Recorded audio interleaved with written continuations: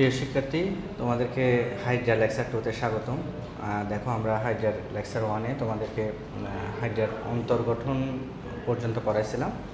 এখন আসো হাইড্রার অন্তর্গঠনে। তাহলে বলো তো আমরা কি পারি? আমরা বলছিলাম যে হাইড্রা কয়স্তরী প্রাণী? দ্বিস্তরী প্রাণী। হাইড্রা দ্বিস্তরী প্রাণী। তো দ্বিস্তরীকে এটাকে আমরা ইংরেজিতে বলবো ডিপ্লোপ্লাস্টিক। তাহলে বলো কি বলবো? ডিপ্লোপ্লাস্টিক।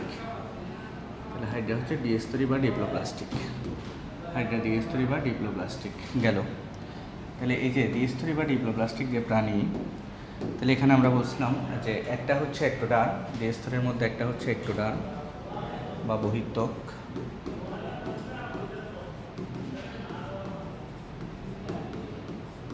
ঠিক না?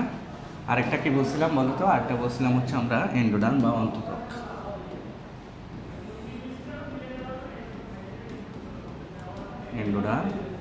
এন্ডোডার্মের আরেকটা নাম কি বলছিলাম বলো তো গত ক্লাসে? গ্যাস্ট্রোডার্ম বা অন্তত্বক। মাঝখানে কি রয়েছে বলো তো? মাঝখানে মেসোগ্লিয়া রয়েছে। কেমন? তাহলে আবার আসো, এই যে একটোডার্ম যেটা বহিত্বক যেটা, এই একটোডার্মে কয় ধরনের কোষ আছে? এমসিকিউতে আসবে এখানে 7 ধরনের কোষ আছে। 7 ধরনের কোষ। আর এন্ডোডার্মে কয় ধরনের কোষ আছে? এটাও পরীক্ষায় আসবে। এটা এখানে থাকে হচ্ছে 5 ধরনের কোষ। এরপরে আসে তো যে এই যে একটোডার্মে যে 7 ধরনের কোষ আছে, সেই 7 ধরনের কোষ এখন আমরা শিখবো। কেমন? একটোডার্মে যে 7 ধরনের কোষ আছে সেই 7 ধরনের কোষ শিখবো, আর এন্ডোডার্মে যে 5 ধরনের কোষ আছে সেগুলো একটু শিখবো আমরা। তাহলে আসো, একটোডার্মে যে 7 ধরনের কোষ আছে এটা আমরা মনে রাখবো। এটা দিয়ে দেখো, নিষ্পৈষা সংগ্রহই লক্ষ্য। কি দিয়ে মনে রাখবো বলো? নিষ্পৈষা সংগ্রহই লক্ষ্য। কেমন?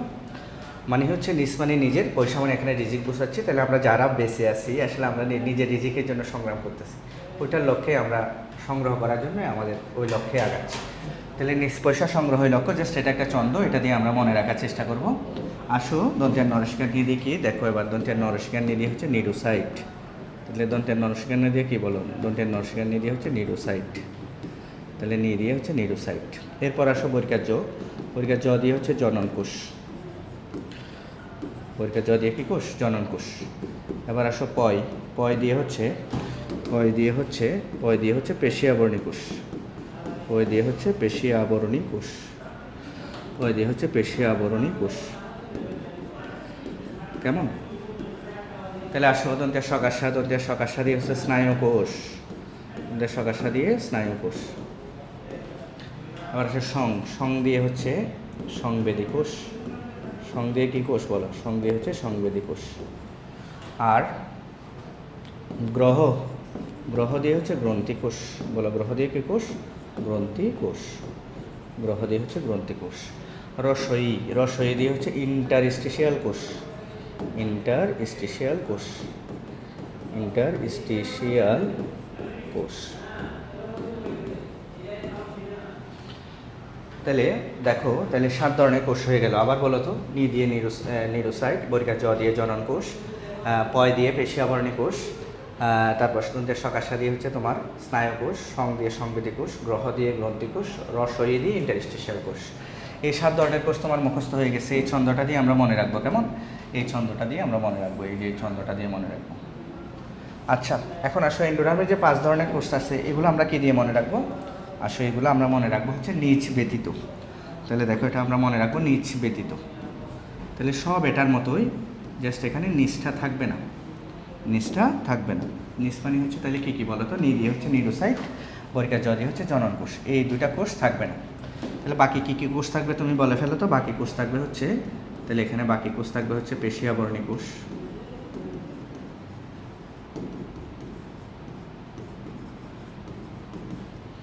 তারপর হচ্ছে তোমার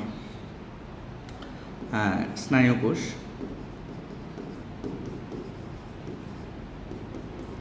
তারপর হচ্ছে সংবেদী কোষ, তারপর হচ্ছে গ্রন্থি কোষ,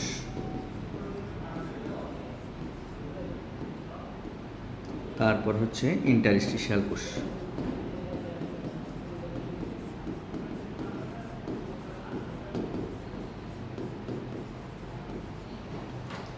এগুলাই, কেমন? এই 5 ধরনের। তাহলে এখানে কোন কোন কোষ থাকে না বলো তো? এই 2টা কোষ থাকে না, তাহলে নিডোসাইট এবং জনন কোষ এখানে থাকবে না। ক্লিয়ার? তাহলে এটা খুবই ইম্পর্ট্যান্ট, পরীক্ষার জন্য কোন কোন কোষ থাকে না। এরপরের প্রশ্ন খেয়াল করো, এরপরের প্রশ্ন যে এই যে এখানে যে পেশি আবরণী কোষটা আছে, অন্ততকে যে পেশি আবরণী কোষ আছে, এটার আরেক নাম হচ্ছে পুষ্টিকোষ। তাহলে পুষ্টিকোষ কাকে বলে বলো তো? অন্ততকে পেশি আবরণী কোষকে কী বলা হয়? পুষ্টিকোষ বলা হয়।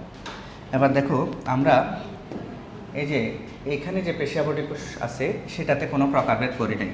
আর হাইড্রার অন্ততকে যে পেশি আবরণী কোষ আছে বা পুষ্টিকোষ আছে, এটা আবার 2 ধরনের। একটা হচ্ছে ক্ষণপথযুক্ত পেশি আবরণী কোষ বা পুষ্টিকোষ, আর এটা হচ্ছে প্লাজেলাযুক্ত পেশি আবরণী কোষ বা পুষ্টিকোষ। আমরা পরবর্তীতে কোনটার কাজ কী সেগুলো আমরা তোমাদেরকে আলাদা করে বলবো, পড়াবো, কেমন? আচ্ছা, এখন আসো এই যে গ্রন্থিকোষ, যেটা এই গ্রন্থিকোষ আবার 2 ধরনের। তো গ্রন্থি মানে কি? যেটা হচ্ছে সাধারণত রসকরণ করবে। তো এটা 2 ধরনের রসকরণ করতে পারে। একটা হচ্ছে পিচ্ছিল রসকরণ করতে পারে। পিচ্ছিল রসকে আমরা বায়োলজিতে মিউকাস বলি, তাহলে এটাকে আমরা বলতে পারি মিউকাস ক্ষরণকারী বা মিউকাস নিঃসারী গ্রন্থিকোষ। আর এটা হচ্ছে এনজাইমকরণ করলে এটাকে বলতে পারি হচ্ছে আমরা এনজাইম নিঃসারী গ্রন্থিকোষ। এনজাইম নিঃসারী গ্রন্থিকোষ।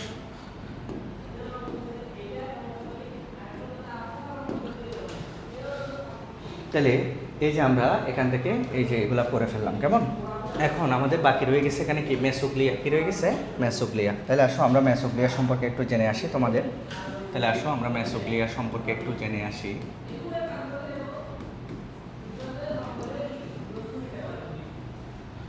প্রথমে আসো মেসোগ্লিয়ার বৈশিষ্ট্য কী। মেসোগ্লিয়ার বৈশিষ্ট্য কী তোমাকে একটু জানতে হবে।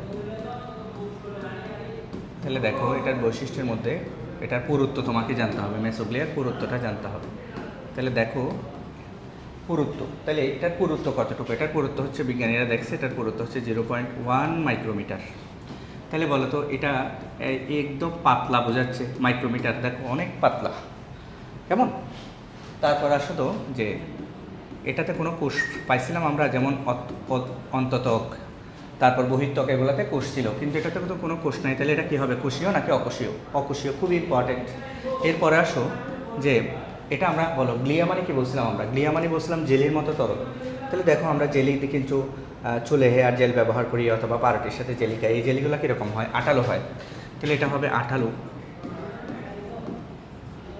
এবং এগুলো স্থিতিস্থাপক টাইপের হবে। তুমি দেখো জেলিগুলো যদি তুমি হাতে নাও, দেখবা যে একটু এরকম করে তুমি টানলে লম্বা মতো হচ্ছে এরকম টাইপের। তাহলে এটা হচ্ছে স্থিতিস্থাপক। এরকম করলে তুমি দেখবে, এরকম করলে একটু স্থিতিস্থাপক, কেমন? এরপর আসো এটার বর্ণ কীরকম? এটা হচ্ছে বর্ণহীন। তো বর্ণহীন হইলে এটাকে আমরা কি বলি? মেইনলি এটাকে আমরা স্বচ্ছ বলি, তাই না? আরেকটা হচ্ছে এটা কি নির্মিত? এটা হচ্ছে প্রোটিন নির্মিত। এটা হচ্ছে প্রোটিন নির্মিত।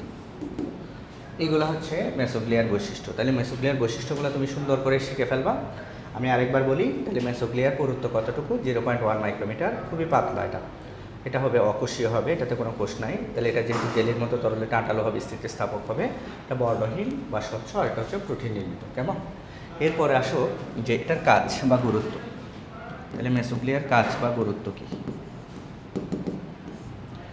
তাহলে তুমি দেখো তো আমরা পড়াইছিলাম যে দেখো খেয়াল করো, এই যে মেসোগ্লিয়া, তো এই যে এটা মেসোগ্লিয়া আমরা গত ক্লাসে পড়াইছিলাম। চারপাশে এভাবে এক্টোডার্মের কোষ আছে, ভিতরে এন্ডোডার্মের কোষ আছে। তাহলে বলো তো এই যে এক্টোডার্ম এবং এন্ডোডার্মকে মাঝখানে সংযুক্ত করতেছে কে? এই যে সংযুক্ত করতেছে মাঝখানে কে? মেসোগ্লিয়া। তাহলে মেসোগ্লিয়ার 1 নাম্বার কাজ হচ্ছে এটা কী হিসেবে কাজ করে? সংযুক্তি তল হিসেবে কাজ করে। তাহলে এটা কী হিসেবে কাজ করবে বলো তো? সংযুক্তি তল হিসেবে কাজ করবে। 2 নাম্বার বলো তো, আমি যেটার উপর দাঁড়ায় আছি এটা আমার ভিত্তি। তাহলে বলো তো এই যে এই এক্টোডার্মের কোষগুলো কার উপর বসে আছে? মেসোগ্লিয়ার উপর বসে আছে। এন্ডোডার্মের কোষগুলো যদি তুমি বিপরীতভাবে চিন্তা করো, কার উপর বসে আছে? ওই মেসোগ্লিয়ার উপর বসে আছে। তার মানে এটা কী হিসেবে কাজ করতেছে বলো তো? দুইজনের ভিত্তিতল হিসেবে কাজ করতেছে।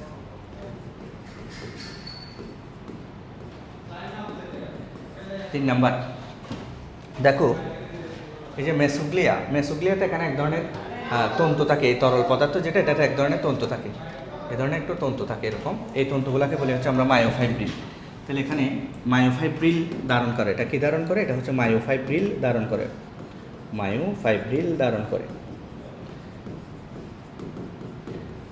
দেখো ফাইব্রিল কথাটা ফাইবার থেকে আসছে, এটা মানে ফাইবার, ফাইবার মানে তন্তু, তাহলে এটা হচ্ছে এক ধরনের তন্তু, তাহলে এখানে মায়োফাইব্রিল থাকবে। কেমন? এরপরে হচ্ছে কি যে এটা কঙ্কাল হিসেবে কাজ করে, তাহলে হাইড্রার কঙ্কাল হিসেবে কাজ করে, কারণ এটা মাঝখানে আছে, তো মাঝখানে তো কঙ্কালই থাকে, তাই না? তাহলে এটা কী হিসেবে কাজ করে বলো তো? এটা কঙ্কাল হিসেবে কাজ করে। তাহলে তুমি এই জিনিসটাও পারবা। এই হচ্ছে মেসোগ্লিয়ার বর্ণনাগুলা। এই যে মেসোগ্লিয়ার বর্ণনা তুমি পারবা কিনা দেখো তো, মেসোগ্লিয়ার বর্ণনা তুমি পারবা কিনা দেখো তো। মেসোগ্লিয়ার বর্ণনা হচ্ছে এটুকু, মেসোগ্লিয়ার বর্ণনা হচ্ছে এটুকু। তাহলে এটুকু আমরা আশা করি পারবো। তাহলে এই জিনিসগুলো পারবো। তাহলে মেসোগ্লিয়ার গুরুত্ব বলো তো আবার, দুইটাকে অ্যাক্টোডার্ম এবং এন্ডোডার্মকে সংযুক্ত করতেছে, দুইটাকে সাপোর্ট দিচ্ছে, ভিত্তিতল হিসেবে কাজ করতেছে। এখানে এক ধরনের মায়োফাইব্রিল পাবা তুমি, আর হচ্ছে মাঝখানে যেহেতু আসে এটা কি হিসেবে কাজ করবে? কঙ্কাল হিসেবে কাজ করবে। কেমন? আচ্ছা, তাহলে এবার আসো যে আমাদের বহির্ত্বকের যে কোষগুলা, বহির্ত্বকের কোষগুলো আমরা একটু করবো। তাহলে বহির্ত্বকের কোষসমূহ, বহির্ত্বকের কোষসমূহ, বহির্ত্বকের যে 7 ধরনের কোষ আছে, বহির্ত্বকের সেই 7 ধরনের কোষসমূহ আমরা পড়ব। এই বহির্ত্বকের কোষসমূহ আমাদের মাঝে মাঝে সিকিউতে আসে। তাহলে এটার পাশে দেখো আমি কি লিখে দিচ্ছি, এটা সিকিউ 3 স্টার দিলাম। তা মাঝে মাঝে আমাদের ওইখানে বা সিকিউতে আসে। তাহলে দেখো এবার বহির্ত্বকের কোষ। তাহলে বলো তো যে আমাদের পা থেকে মাথা পর্যন্ত, মানে মাথা থেকে পা পর্যন্ত পুরা শরীরে আমাদের কোন অঙ্গটা আছে? ত্বক, আবরণটা আছে। ঠিক সেমভাবে তুমি চিন্তা করো তো, একটা হাইড্রার বহির্ত্বকে এখানে 7 ধরনের কোষ আছে, তার মধ্যে পুরা A to Z, মানে কর্ষিকা থেকে পাদচাকতি পর্যন্ত পুরা A to Z, এখানে কোন কোষটা থাকবে বলে মনে হচ্ছে বলো তো? যেটার সাথে আবরণ আছে সেটা থাকবে। তাহলে আবরণ আসে কোন কোষের সাথে বলো তো? পেশি আবরণী কোষের সাথে। তাহলে পেশি আবরণী কোষ এটা কোথায় থাকবে? বহির্ত্বকের সমগ্র অংশ জুড়ে থাকবে, তার মানে হচ্ছে একদম প্রত্যেকটা জায়গায়, কর্ষিকা থেকে শুরু করে পাদচাকতি পর্যন্ত। ক্লিয়ার? তাহলে আসো তো, তাহলে আমরা যখন আঁকবো সেই জিনিসটা আমাদেরকে অ্যাপ্লাই করে আঁকতে হবে। তাহলে প্রথমে আমরা এরকম একটা অংশ দিলাম, এটা হচ্ছে আমাদের কি একটা অংশ দিলাম। এবার নিচে দেখো আমি কি দিচ্ছি, নিচে দিচ্ছি হচ্ছে আমার এরকম কিছু তরল পদার্থ দিচ্ছি, নিচে কিছু এরকম তরল পদার্থ দিচ্ছি।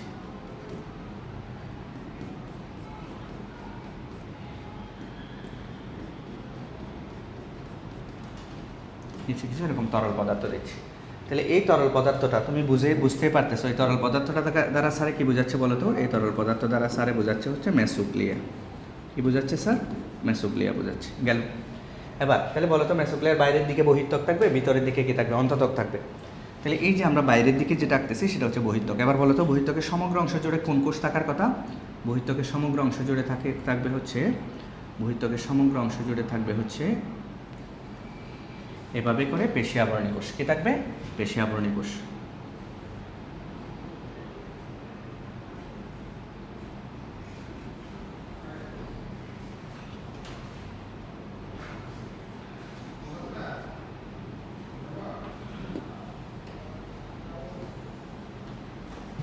এভাবে করে পেশি আবরণী কোষগুলো থাকবে এরকম বড় বড় করে। তাহলে বহির্ত্বকের সমগ্র অংশ জুড়ে আমরা যে কোষগুলো দেখতে পাচ্ছি এগুলো হচ্ছে পেশি আবরণী কোষ।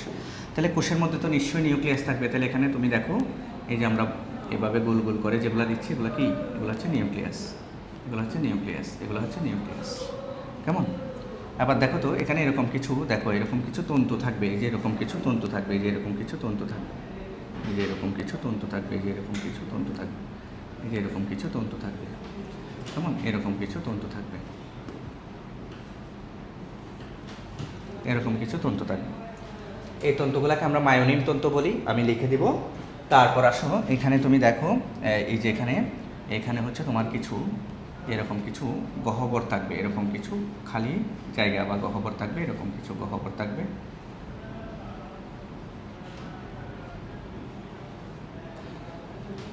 কেমন? এরকম কিছু গহ্বর থাকবে। এবার আসো এখানে কিছু দানা থাকবে এরকম, এই যে এরকম কিছু দানা থাকবে। এই দানাগুলোকে বলবা তুমি মিওখাস দানা। বলো কি দানা বলবা? মিওখাস দানা। তাহলে এই দানাগুলোকে তুমি বলবা হচ্ছে মিওখাস দানা, এই দানাগুলোকে তুমি বলবা মিওখাস দানা।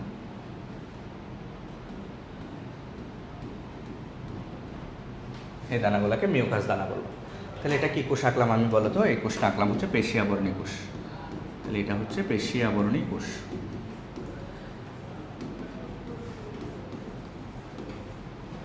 খুব খুব ইম্পর্টেন্ট। তাহলে এটা কী কোষ বলো তো? এটা হচ্ছে পেশি আবরণী কোষ। এটা কোথায় থাকে?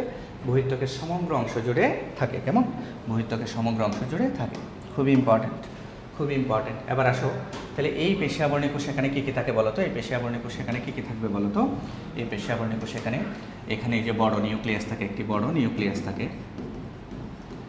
কেমন? এখানে কি থাকে বলো? বড় নিউক্লিয়াস। তারপর আর কি রয়েছে বলো তো? এখানে আর কি রয়েছে দেখো, খেয়াল করো। এখানে এই যে গহ্বর রয়েছে, অনেক গহ্বর রয়েছে। এই যে গহ্বর রয়েছে। আবার কি রয়েছে? মায়োনিম তন্তু রয়েছে, মায়োনিম তন্তু। তাহলে এখানে মায়োনিম তন্তু রয়েছে। তারপর কি রয়েছে বলো তো? এখানে ওই যে কতগুলো মিউকাস দানা রয়েছে। বলো কি রয়েছে? মিউকাস দানা রয়েছে। এবার আসো, এই মিউকাস দানা এখানে দুইটা কাজ করে। একটা কাজ হচ্ছে মিউকাস দানাটা শ্বসনে সহায়তা করে। এটা থেকে অক্সিজেন কার্বন ডাইঅক্সাইড ব্যাপন প্রক্রিয়ায় বিনিময় হয়। তাহলে এটা কি করে? এটা শ্বসনে হেল্প করে। তাহলে এটা শ্বসনে সাহায্য করে। আরটা হচ্ছে এই মিউকাস দানা থেকে কী করণ হবে? তুমি চিন্তা করো তো, মিউকাসকরণ হবে। এই যে দেখো, মনে করো এটা একটা মিউকাস দানা, তাহলে এটা থেকে মিউকাসকরণ হয়েছে। এই মিউকাসগুলো জমে এরকম একটা আস্তর তৈরি করবে। এই যেখানে একটা এরকম আস্তর তৈরি করবে, এই যে এরকম একটা আস্তর তৈরি করবে। এই আস্তরটাকে আমরা কি বলবো? এই আস্তরটাকে বলবো হচ্ছে আমরা কিউটিকল। এই আস্তরটাকে আমরা কি বলবো? কিউটিকল। বুঝতে পারছো কিনা বলো তো? তাহলে এটা শ্বসনে সাহায্য করে এবং কি গঠন করে বলো? কিউটিকল সৃষ্টি করে।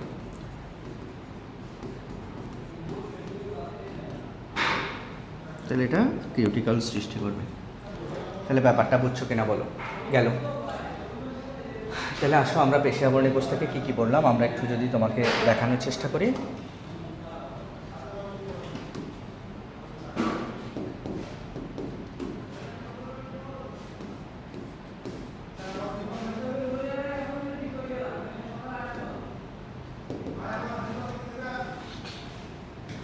তাহলে আসো তো, আমরা যদি পেশি আবরণী কোষ থেকে কী কী পড়ি একটু দেখানোর চেষ্টা করি। আসো তো, পেশি আবরণী কোষ থেকে দেখো। তাহলে পেশি আবরণী কোষ কোথায় থাকে বলো তো? এটা মেডিকেল ভর্তি পরীক্ষায় আসছে, বহির্ত্বকের সমগ্র অংশ জুড়ে থাকে। পারবা? দেখতে পারছি, এটা সবচেয়ে বৃহত্তম কোষ। দেখছো, অনেক বড় বড়। এবং এখানে একটা লাইন তুমি লিখে রাখবা, সংখ্যায় এটা বেশি পরিমাণেও থাকে, সবচেয়ে বেশি থাকে এটা। তুমি চিন্তা করো, এটা একদম দেখো, একদম কর্ষিকা থেকে শুরু করে একদম পাদচাকতি পর্যন্ত সমগ্র অংশ জুড়ে থাকতেছে। তার মানে এই কোষের সংখ্যাই সবচেয়ে বেশি থাকবে। তারপর সেখানে একটা তন্তু রয়েছে, এটার নাম কি তন্তু? মায়োনিম তন্তু। তারপর বড় নিউক্লিয়াস, অসংখ্য গহ্বর, এগুলাও থাকে এখানে, আমরা বলছি। এবার আসো যে বলো তো, এখানে মিউকাস দানা দুইটা কাজ করে বলছে। একটা হচ্ছে কিউটিকল সৃষ্টি করে, আর একটা কী করে? শ্বসনে সাহায্য করে। এবার একটু দেখো তো, তুমি ব্যাপারটা একটু দেখো তো, মানে একদম ইজি বলতে গেলে, যে আবরণী, এই যে পেশি আবরণী, নাম থেকে বোঝা যাচ্ছে। তাহলে এটা কি সৃষ্টি করবে বলো তো? আবরণ সৃষ্টি করবে, দেহের আবরণ সৃষ্টি করবে। এবার আসো, পেশি মাত্রই কি জানো? সংকোচন প্রসারণ হতে পারে।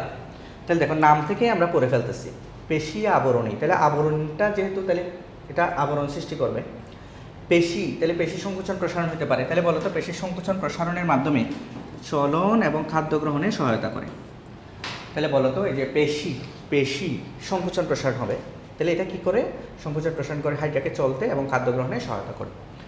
তাহলে এই যে চারটা কাজ তুমি পড়ে ফেললা, এর বাইরে আরেকটা কাজ পড়বা, সেটা হচ্ছে নিউরোব্লাস্ট ধারণ করে। এখন নিউরোব্লাস্ট কি? তুমি তো পড়ছো নিউরোসাইট।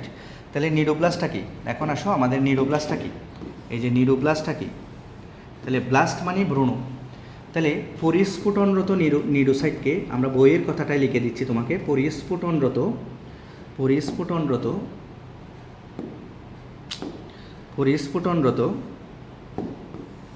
এই যে পরিস্ফুটনরত নিউরোসাইটকে আমরা কি বলবো? নিউরোব্লাস্ট বলবো। কেমন? তাহলে এটা এমসিকিউতে দিতে পারে, পরিস্ফুটনরত নিউরোসাইটকে কি বলা হয়? নিউরোব্লাস্ট বলা হয়। তাহলে এবার অবশ্য পরিস্ফুটন মানে কি? পরিস্ফুটন মানে বৃদ্ধিরত অবস্থা, বড় হচ্ছে আস্তে আস্তে। তাহলে এটা যখন ছোট ছিল এটা নিউরোব্লাস্ট, এটা যখন আস্তে আস্তে বৃদ্ধিরত অবস্থায় এটাকে আমরা নিউরোব্লাস্ট বলি। কেমন? তাহলে গেল। তাহলে এই জিনিসটা তুমি পারবা। তাহলে আসো, আমরা আবার বলি, পেশি আবরণী কোষ থেকে আমরা কী পড়লাম?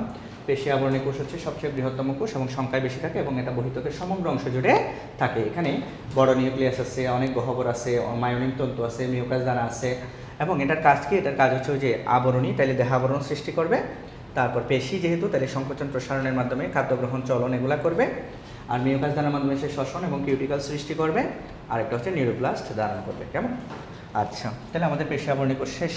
এবার আসো, এই যে পেশি আবরণী কোষের ফাঁকে ফাঁকে খেয়াল করো, পেশি আবরণী কোষের ফাঁকে ফাঁকে দুইটা জিনিস থাকে, এখানে আমি দেখাচ্ছি। পেশি আবরণী কোষের ফাঁকে ফাঁকে এই যে দেখো এভাবে করে, এই যে এভাবে করে পেশি আবরণী কোষের ফাঁকে ফাঁকে এভাবে মাখো আকৃতির, এই যে মাখো আকৃতির এখানে একটা কোষ আছে, এটাকে বলি আমরা হচ্ছে সংবেদী কোষ। আবার পেশি আবরণী কোষের ফাঁকে ফাঁকে এভাবে করে গুচ্ছাকারে, এভাবে করে গুচ্ছাকারে পেশি আবরণী কোষের ফাঁকে ফাঁকে এভাবে করে গুচ্ছাকারে কিছু কোষ থাকে, এগুলোর নাম হচ্ছে ইন্টারস্টিশিয়াল কোষ। তাহলে আসলে এগুলো আমরা চিহ্নিত করি কী কী কোষ। তাহলে এই কোষটা, তাহলে এই কোষ যেটা, এই কোষটার নাম হচ্ছে সংবেদী কোষ। সংবেদী কোষ। আর এই কোষগুলা, এই কোষগুলোর নাম হচ্ছে ইন্টারস্টিশিয়াল কোষ। বলো কি কোষ? ইন্টারস্টিশিয়াল কোষ। তাহলে দুইটাই অবস্থান আমি পড়ে ফেললাম, খুব ইম্পর্ট্যান্ট। তাহলে বহির্ত্বকের সমগ্র অংশ জুড়ে পেশি আবরণী কোষ, পেশি আবরণী কোষের ফাঁকে ফাঁকে দেখো এটা কীভাবে আছে, এই যেভাবে লম্বা করে আছে। তাহলে লম্বা করে মানে এটা এইভাবে সমকোণে আছে। তাহলে পেশি আবরণী কোষের ফাঁকে ফাঁকে সমকোণে, সমকোণে কোন কোষ আছে? সংবেদী কোষ। আর পেশি আবরণী কোষের ফাঁকে ফাঁকে গুচ্ছাকারে কোন কোষ আছে বলো তো? ইন্টারস্টিশিয়াল কোষ। তাহলে খুবই ইম্পর্টেন্ট, এটা পরীক্ষার জন্য লাগবে। এটা হচ্ছে পেশি আবরণী কোষের ফাঁকে ফাঁকে গুচ্ছাকারে। কেমন? আর এটা কি? পেশি আবরণী কোষের ফাঁকে ফাঁকে সমকোণে। খুবই ইম্পর্টেন্ট। শেষ। তাহলে গেল। এবার আসো সংবেদী কোষ, আরেকটা হচ্ছে স্নায়ু কোষ। খেয়াল করো, এই যে এটা মেসোগ্লিয়া। তাহলে দেখো পেশি আবরণী কোষের বহির্ত্বকের একটা কোষ কোথায় চলে আসছে দেখো, বা কোথায় অবস্থান করতেছে দেখো, এই যে মেসোগ্লিয়া গেসে বা মেসোগ্লিয়ায়। তাহলে মেসোগ্লিয়া গেসে বা মেসোগ্লিয়ায় এই যে এ ধরনের একটা কোষ পাবা তুমি। এই কোষটার নাম হচ্ছে স্নায়ু কোষ। এই কোষটার নাম হচ্ছে স্নায়ু কোষ। তাহলে বলো তো এটার নাম কি বললাম? এটার নাম বললাম হচ্ছে স্নায়ু কোষ।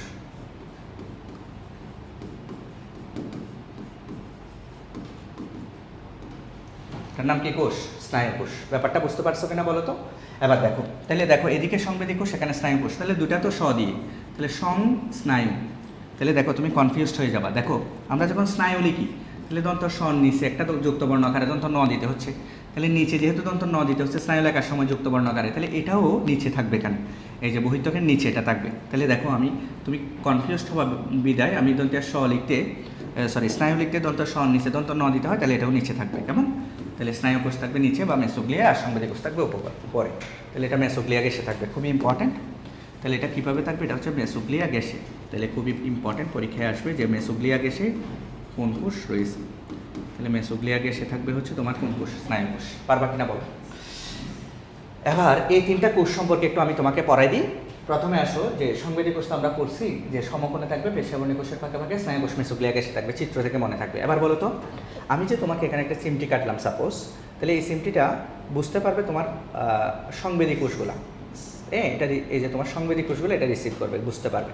বলো তো এই চিমটি কাটার এই উদ্দীপনাটা তোমাকে নার্ভ কী করবে বা স্নায়ু কী করবে? এটা মস্তিষ্কে নিয়ে আসবে, তাই না? তাহলে বলো তো সংবেদী কোষ যে কোনো উদ্দীপনাকে কী করে? রিসিভ করে, গ্রহণ করে। আর স্নায়ু কোষ যে কোনো উদ্দীপনাকে পরিবহন করে বা সরবরাহ করে। ক্লিয়ার? তাহলে দুইটা কথা পারলাম। তাহলে এবার আসো, যে দেখো আমরা এখানে দেখি, তাহলে এখানে একটু দেখি। তাহলে আমরা এখানে স্নায়ু কোষ, তাহলে স্নায়ু কোষ মেসোগ্লিয়া গ্যাসে থাকবে। এটা উদ্দীপনা গ্রহণ করা না, একটু আগে বলছি এটা উদ্দীপনা সরবরাহ করা। এই জায়গায় একটু এখানে আমাদের টাইপিং মিস্টেক হয়েছে। তাহলে এই জিনিসটা গেল। তাহলে পারবা আশা করি। এরপরে আসো, যে এখানে দেখো তুমি সংবেদী কোষ। তাহলে দেখো তো সংবেদী কোষ এটা কোথায় থাকবে? পেশি আবরণী কোষের ফাঁকে ফাঁকে। কীভাবে থাকবে বলো? এটা থাকবে হচ্ছে সমকোণে। পেশি আবরণী কোষের ফাঁকে ফাঁকে কীভাবে থাকবে? পেশি আবরণী কোষের ফাঁকে ফাঁকে থাকবে হচ্ছে সমকোণে। তাহলে এটা পেশি আবরণী কোষের ফাঁকে ফাঁকে কীভাবে থাকবে? সমকোণে থাকবে। তাহলে এটার কাজ কী হবে? উদ্দীপনা গ্রহণ করা। আর ওটার কাজ কী ছিল? উদ্দীপনা সরবরাহ করা। এবার আসো ইন্টারস্টিশিয়াল কোষ। তাহলে বলো তো আমরা ইন্টারস্টিশিয়াল কোষ কী পড়ছি? ইন্টারস্টিশিয়াল কোষে আমরা পড়লাম হচ্ছে, দেখো ইন্টারস্টিশিয়াল কোষে আমরা কি পড়লাম?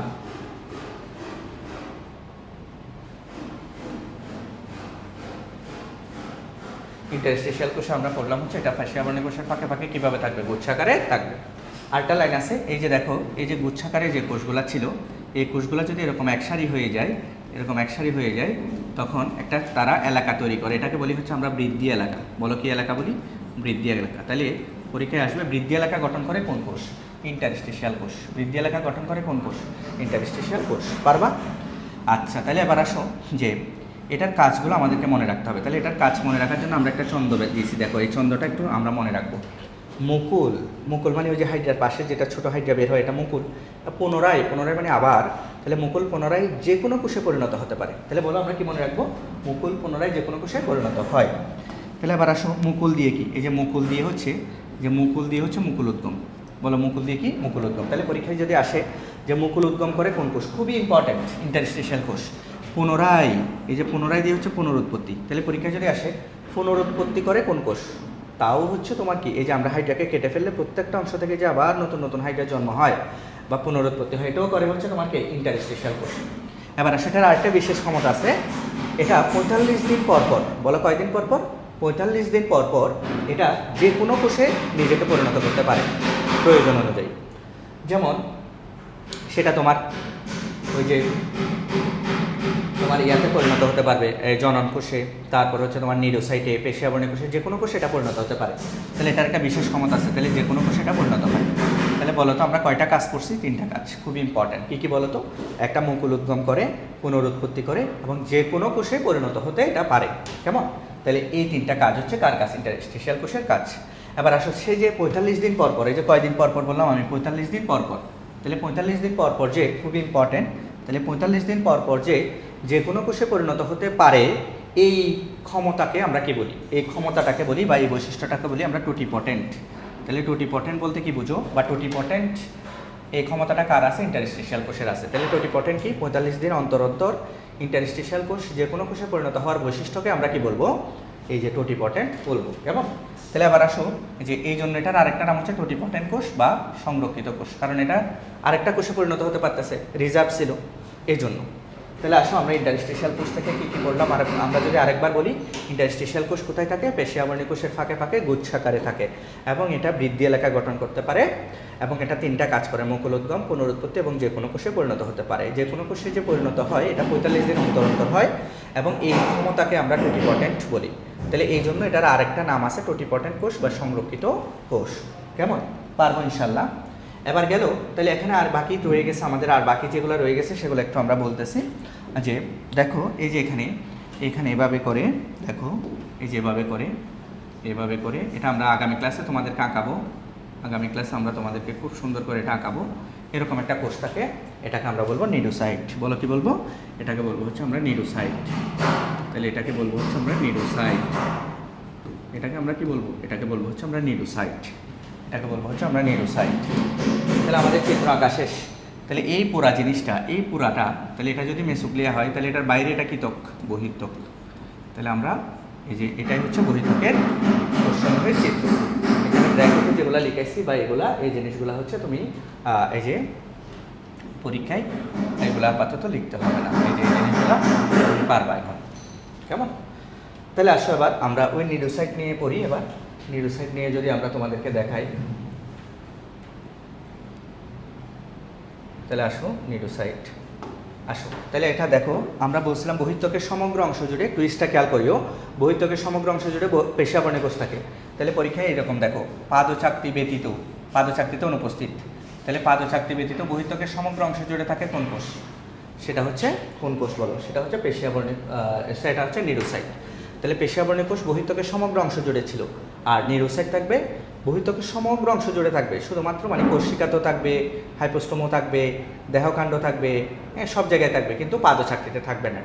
তাহলে পরীক্ষায় দুইভাবে আসতে পারে, বহির্ত্বক পাদচাকতি ব্যতীত বহির্ত্বকের সমগ্র অংশ জুড়ে কোন কোষ থাকে? তাহলে কোন কোষ? নিউরোসাইট। তারপর দ্বিতীয় কথা আসবে যে নিউরোসাইট কোথায় অনুপস্থিত? তখন পাদচাকতিতে। তাহলে সমস্ত অংশ জুড়ে থাকে, কোথায় বেশি থাকে? খুব ইম্পর্টেন্ট, এটা মেডিকেল ভর্তি পরীক্ষায় আসছে, সেটা হচ্ছে কোর্সিকায় বেশি থাকে। বলো কোথায় বেশি থাকে? কোর্সিকায় বেশি থাকে। তাহলে আবার বলো তো যে কোর্সিকার কাজ আমরা গত ক্লাসে কি শিখেছিলাম? আহার, চলন, আত্মরক্ষা। তাহলে যেহেতু নিউরোসাইট কোর্সিকা বেশি থাকে, তাহলে নিউরোসাইটের কাজও কী হবে? কোর্সিকার যাই কাজ তাই হবে, আহার, চলন এবং আত্মরক্ষা। বলো কি হবে? আহার, চলন এবং আত্মরক্ষা। তাহলে পারবো কিনা বলো তো? আহার, চলন এবং আত্মরক্ষা, আহার, চলন এবং আত্মরক্ষা। তাহলে এই যে আমরা গত ক্লাসে এটা শিখেছিলাম তোমাদেরকে। তাহলে আমাদের মোটামুটি হচ্ছে, দেখো এবার মোটামুটি হচ্ছে আমরা দেখো নিউরোসাইট পড়ে ফেলছি, তারপর হচ্ছে তোমার পেশি আবরণী কোষ পড়ে ফেললাম, স্নায়ু কোষ পড়ে ফেললাম, সংবেদী কোষ পড়ে ফেললাম, হ্যাঁ, তারপরে ইন্টারস্টিশিয়াল কোষ পড়ে ফেললাম। এখন বাকি রয়ে গেল গ্রন্থি কোষ এবং জনন কোষ। তাহলে এই দুইটা একটু আমরা রিভিশন দিয়ে আসি। তো আসো জনন কোষের বেলায় কীরকম হচ্ছে দেখো। জনন কোষ, তাহলে জনন কোষ কোথায় থাকবে? সহজ কথা, জননাঙ্গে থাকবে। তো জননাঙ্গ দুই ধরনের, গোলাকার যেটা ছিল সেটা ছিল ডিম্বাশয়, আর কোণাকার যেটা সেটা শুক্রাশয়। তাহলে ডিম্বাশয় ডিম্বাণু তৈরি করবে, শুক্রাশয় শুক্রাণু তৈরি করবে, ফলে তাদের মধ্যে যে নিষেক হবে এটাকে বলবো আমরা যৌনজনন। তাহলে জনন কোষের কাজ কী হবে? যৌনজনন। তাহলে এটাও তুমি পারবা। এবার আসো গ্রন্থি কোষ। তাহলে গ্রন্থি কোষ কী করে দেখো এবার। এবার বলো তো, আমরা পাদচাকতির কাজ গত ক্লাসে কি পড়ছিলাম? কোনো কিছুর সাথে লেগে থাকা, হ্যাঁ, হাইড্রাকে বাসিয়ে রাখে এবং কি চলন সম্পন্ন করে, গ্লাইডিং চলন সম্পন্ন করে। তাহলে এই তিনটা কাজ কার জন্য? পাদচাকতির জন্য। এবার আসো মুখচ্ছিদ্র দিয়ে আমরা কি করি? যে কোনো খাদ্য গলাধকরণ করি। তাহলে খাদ্য গলাধকরণের জন্য আমাদের গ্রন্থিকোষ থেকে মিউকাসকরণ হবে বা এরকম পদার্থকরণ হবে। তাহলে মুখচ্ছিদ্রের জন্য সে খাদ্য গলাধকরণ করতে পারবে, আর পাদচাকতির জন্য সে কি করতে পারবে? এই তিনটা কাজ করতে পারবে। দেখো একদম সহজ। তাহলে আমাদের মোটামুটি হচ্ছে সবগুলা কোষ পড়া শেষ। এই যে বুঝছো কিনা বলো তো, তুমি বহিত্বকের সবগুলা কোষ বুঝছো কিনা বলো তো? আশা করি পারবা। তুমি বহিত্বকের সমগ্র কোষগুলা মানে আশা করি পারবা। তাহলে আসো তো আমরা আরেকবার রিভিশন করি। তো প্রথমে আসো আমরা যদি এদিক থেকে আসি, যে প্রথমে আসো সবগুলা কোষ যেগুলো আছে, সবগুলা কোষের অবস্থান যদি আমরা এট এ টাইম একসাথে পড়ে ফেলি তাহলে আমাদের জন্য সুবিধা। আসো, নিউরোসাইট কোথায় থাকে? পাদচাকতি ব্যতীত বহির্ত্বকের সমগ্র অংশ জুড়ে থাকে। জনন কোষ কোথায় থাকে? জননাঙ্গে থাকে। পেশি আবরণী কোষ কোথায় থাকে? বহির্ত্বকের সমগ্র অংশ জুড়ে থাকে। স্নায়ু কোষ থাকে হচ্ছে তোমার কোথায়? মেসোগ্লিয়া গেসে। সংবেদী কোষ কোথায় থাকে? পেশি আবরণী কোষের ফাঁকে ফাঁকে সমকোণে। আর গ্রন্থি কোষ কোথায় থাকে? পেশি আবরণী, তো ওই যে মুখচ্ছিদ্র এবং পাদচাকতিতে। আর ইন্টারস্টিশিয়াল কোষ থাকে পেশি আবরণী কোষের ফাঁকে ফাঁকে গুচ্ছাকারে। এবার বলো তো, নিউরোসাইট সবচেয়ে বেশি কোথায় থাকে? কোষিকায় থাকে। আর নিউরোসাইট কোথায় অনুপস্থিত? পাদচাকতিতে অনুপস্থিত। কেমন? এই জিনিসগুলো আমরা পড়ছি। তারপর বলো তো, যে বৃদ্ধি এলাকা গঠন করে কে? ইন্টারস্টিশিয়াল কোষ। এবার আসলে সবগুলা কোষের আমরা কাজ একবার বলে ফেলি। নিউরোসাইটের কাজ হচ্ছে আহার, চলন এবং আত্মরক্ষা। জনন কোষের কাজ যৌন জননে অংশ নেওয়া। পেশি আবরণী কোষের কাজ কি?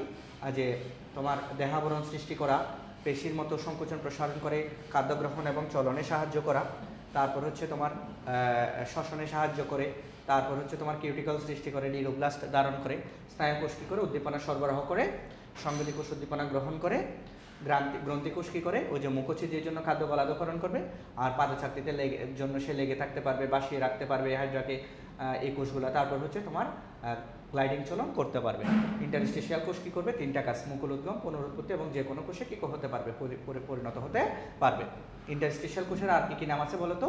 টুটিপটেন্ট কোষ এবং রিজার্ভ বা সংরক্ষিত কোষ। টুটিপটেন্ট কোষ তো বুঝছি আমরা, এটা কয়দিন পর পর হয়? 45 দিন পর পর হয়। তাহলে পুরো জিনিসটা তুমি বুঝে ফেললাম। ঠিক আছে, আমাদের এইটুকু থাকলো। আমাদের আগামী ক্লাসে আমরা এরপরে পড়াবো, নিউরোসাইটের গঠন পড়াবো। খুবই ইম্পর্টেন্ট, তোমরা আমাদের সাথে থাকো। আমরা এভাবে তোমাদের কন্টেন্টগুলো ইনশাল্লাহ প্রোভাইড করবো।